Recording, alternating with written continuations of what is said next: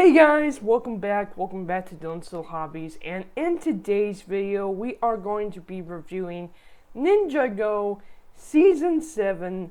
Yes, we are going to review Season 7 of Ninjago. What can I say about Season 7 of Ninjago? I've actually heard a lot of things about it. I've heard some people think it's a fantastic season, and I've heard a lot of people think it's the worst season in the world. Which category do I follow? I actually, you know what? To be honest with you, I think the show by this point should have ended with season 6, because season 6 with Nikon and everything, that was just so fantastic. But, what can I say about it? We still had to deal with the whole thing about Cole and everything.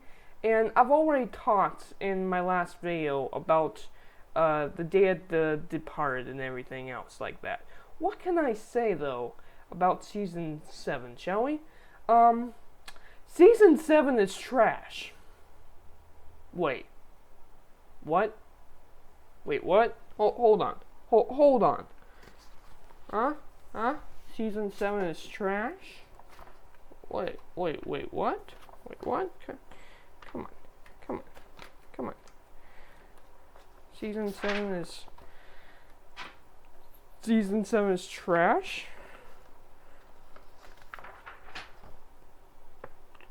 Okay. Season 7 is trash. It's a dumpster fire, apparently. Okay, now that just doesn't make any sense. It's episode 8? Okay, we're going off script with this one, guys. Something's funny with my script here. Okay. What can I actually say about Season 7, shall we? I don't think it's the worst thing I've ever seen, but from Ninjago standpoint, it's definitely on the low tier. And trust me, I can't stand Season 4, but at least Season 4 has consistent animation. Maybe not as good as Season 6 and Season 5, but Season 4 has consistent animation. But this animation was worse than Season 1. So it really was kind of eye-jarring to see that this was worse than Season 1's animation. I mean, even the intro. Every single Ninjago intro I've ever seen has always been fluent, right? It's always been very fluent, very action-oriented, and consistent with its action and consistent with its fluency. Instead, for Season 7, we get a freeze frame and the camera moves around them. Don't get me wrong, the poses are cool, but really, I've seen some amazing intros from Ninjago, and this one just doesn't feel right.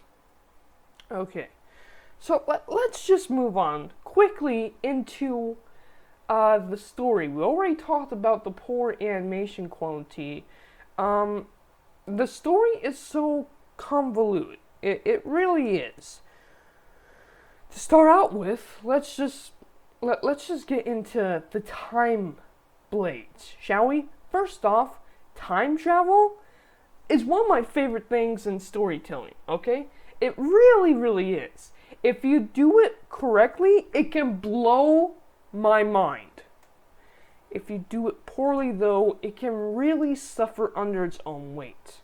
But that's what I like about time travel. You really don't know which way it's gonna go. It's just fascinating. Is this really a time travel story? No, it's not. No, it's not at all. And what would have been really fantastic is if we actually ended up building a time machine, because the technology in Ninjago is very advanced. And technically, I guess they do build a time machine, but now hear me out. What if the bad guys of the show came back and made the science guy build a time machine. Okay, and technically, yes, they do make him build a time machine, but hear me out. What if that was the only thing? What if the bad guys didn't have powers? What if their whole thing was to actually just go back in time and stop the ninja? Because they're just tired of the ninja messing up all of their plans. And pretty soon they go crazy with it and go way back in time and start messing with Wu and his brother. And we get mostly a story about Wu and his brother Garmadon, and then the ninja find out, and they have to build a second time machine to go back in time and undo everything else. That would be cool, right? Do we get that? No. So this is what the story is. Apparently, sometime, I'm thinking, I guess during, it's not so clear on the timeline. I think during or after the wars with the Serpentine, Wu and Lord Garmadon are there. And Lord Garmadon, let me tell you, at this point, Lord Garmadon, he's a jerk. He's a jerk. So why is he acting like Wu's best brother? Okay, it doesn't make sense. During this timeline, this is when Lord Garmadon should be starting to go down the dark path, right? I mean, yes, they have his skin tone right. He's starting to turn into that pale skin tone where he becomes evil and stuff like that. But he should be kind of more evil at this point, and we don't get anything from that. And really, we don't get anything from Master Wu either. And then, apparently, they gathered the team, they gathered all of the Spinjitzu masters, 2 of them of which turned completely evil. The Time Brothers. Okay, first off, Time Brother. You know, I had this problem with Season 4, and I thought Season 4 was gonna be bad. No, it's gotten far, far worse. Apparently, the Time Brothers have powers over the time, over forward and backwards of time. Yeah. Spinjitzu Masters of Time. Yeah. Ugh.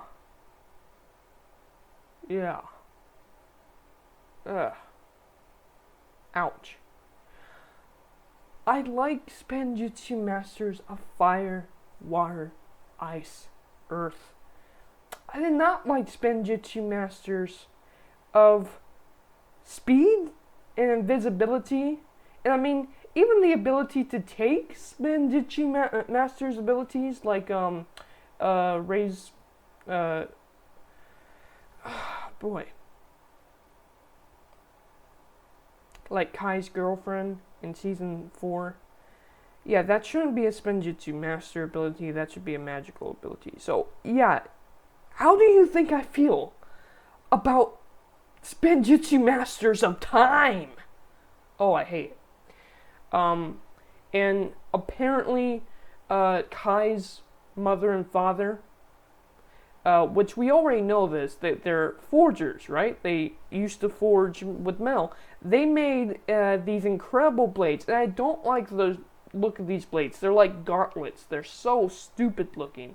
Apparently, these gauntlets are able to absorb Spinjitzu powers, and they were able to absorb the time powers, thus creating the Time Blade. What a stupid name. What a stupid way to get your power stolen. I'm sorry.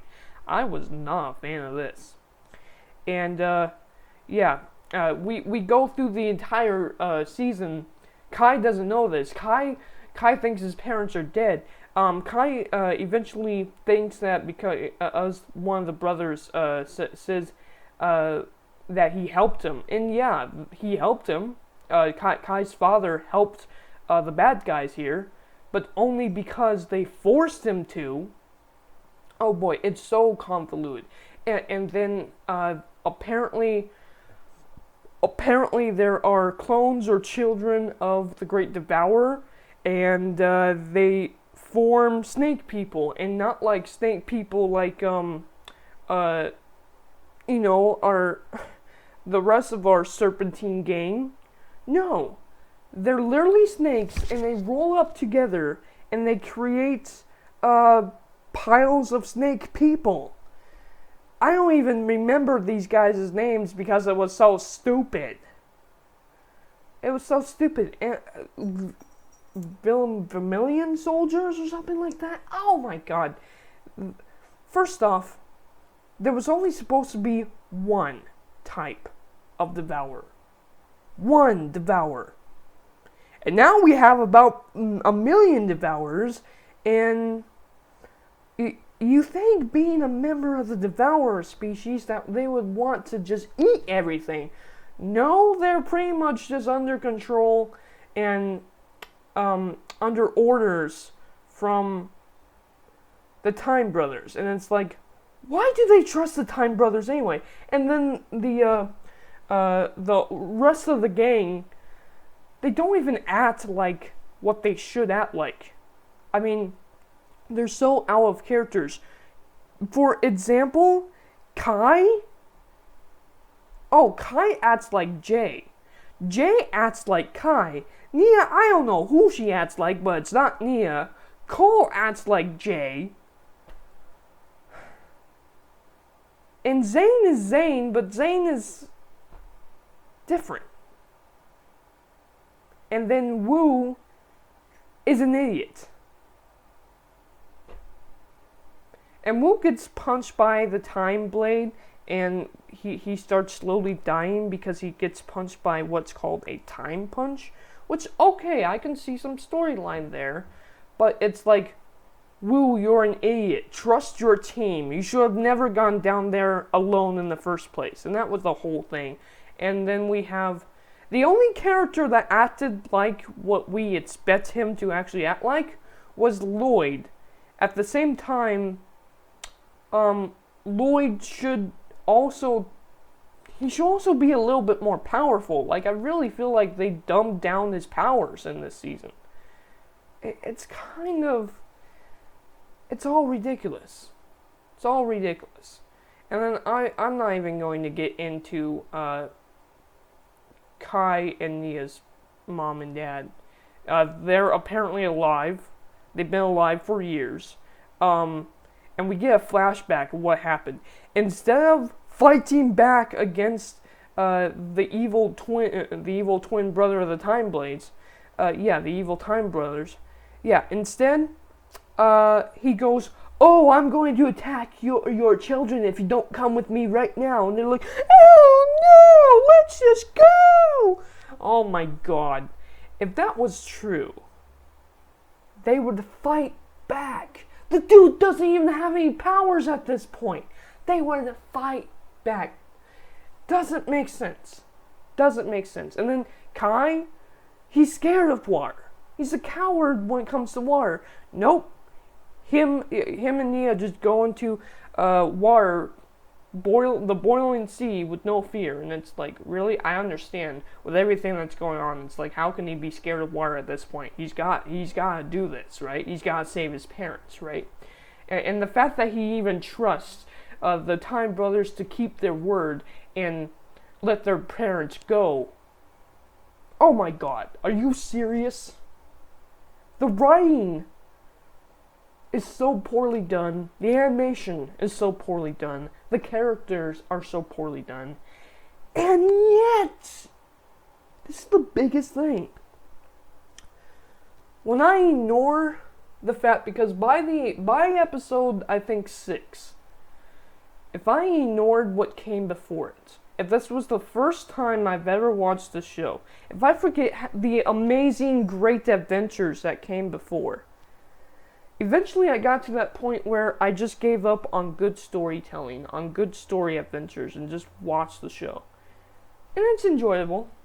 Yeah, actually, I was able to at least enjoy myself watching the show. Watching season 7. I was able to at least enjoy it for what it is. But you know what? changing your characters dramatically. Not writing good stories. Okay? And just destroying what came before. Yeah, that's not good storytelling. In fact, this right here, oh my god, Season 7 of Ninjago really is Season 8, Episode 8 of Star Wars. It really is, now that I think about it. Wow, this doesn't make as much dumb sense as I thought it was going to. Huh. Well, that's it, guys. Thank you guys for watching, and I will be watching Season 8. Oh, I'm having a hard time, because I really didn't like Season 7. But, yeah, thank you guys for watching. Let me know your thoughts down in the comments below about Season 7, and I am out. Bye. What a weird season this ended up being.